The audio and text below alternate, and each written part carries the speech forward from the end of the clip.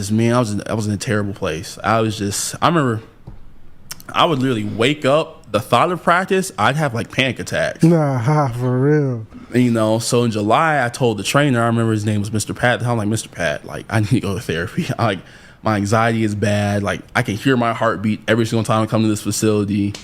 You know, I'm sweating. I can't even, you know, when I hear my alarm go off, I'm literally jumping out of my sleep. Like, it was awful. And, you know, I was 17. I went to college at 17. Dang, how? You My graduate birthday early? was always weird. Okay. Yeah, I was all the youngest in my class. So I went to college. When is it, September? August 28th. August, yeah. So I went to college at 17, and I was, you know, my anxiety was awful. So that's why I started going to therapy, just to get my anxiety under control. And then I went through just a really, really bad, I was depressed, you know, like it was just like I was reliving my childhood all over again. You know, I used to, as a kid, I would go home and get yelled at over just absolutely everything or nothing, just depending on what mood they were in. And I'm just like, now I'm getting yelled at by two grown men who I barely know 24/7, getting cursed out like a dog, being called every single name in the book. And again, you can call me soft, you can call me whatever, but it was just, I'm just like, dude, like I went through this until I was 12, 13 years old. I'm not trying to go through this again, man. No, I feel you. You know, just like I was just crazy. reliving my childhood every single day. That's crazy. You know, and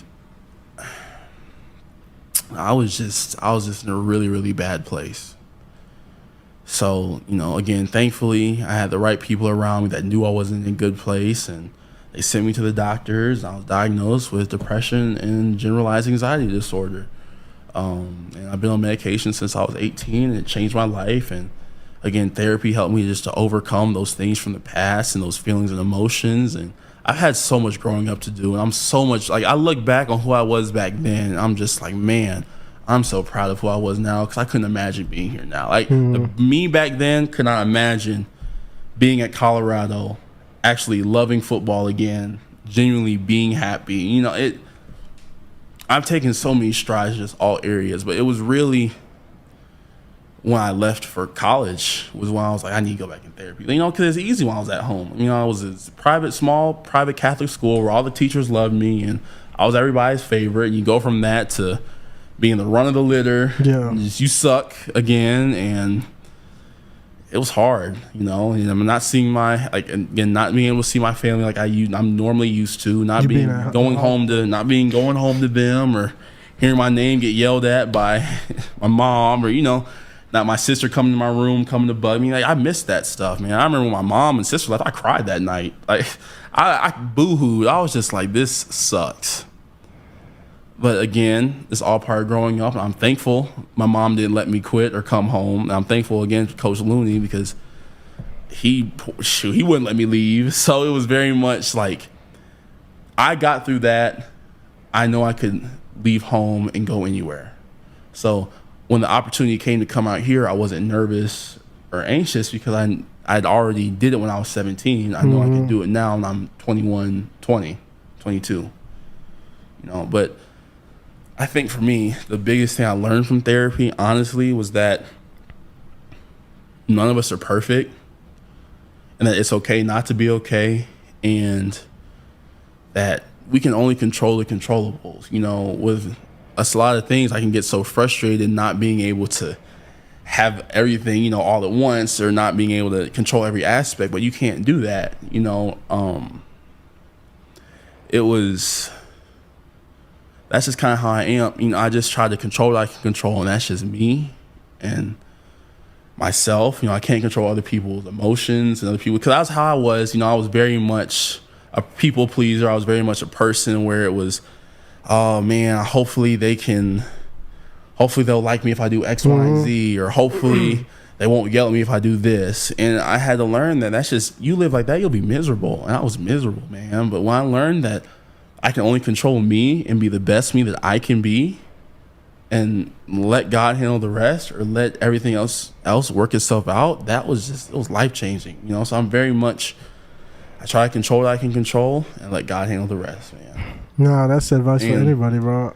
I mean, when I'm sad, that's why I work out so much. I don't let myself just sit in a rut or sit in my room. I get up, I get on the treadmill, I go for a walk, I listen to music, I go to the store, I do dishes.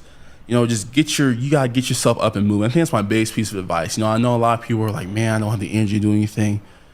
You just gotta find, you gotta work against that negative voice to get out of bed. Go for a walk, do your dishes, read a book, go exercise. I'm telling you, exercising, falling in love with exercise changed my life for the better. When I realized that releasing these endorphins and all these things just helped me just to calm down and feel good, it's like it's an addictive drug, man. Just exercising, and I love it. And for my people with anxiety, I would definitely just recommend, I do the box breathing technique. So you close your eyes and you inhale for about 5 seconds. You hold your breath for 5 seconds and you exhale, and you do that on repeat 4 times or until you calm down. Navy SEALs do it in their training. I read that in the book. Yeah. So you're saying, we were just talking about the different things that that different techniques and things you've learned from therapy that could be applied to anyone's life.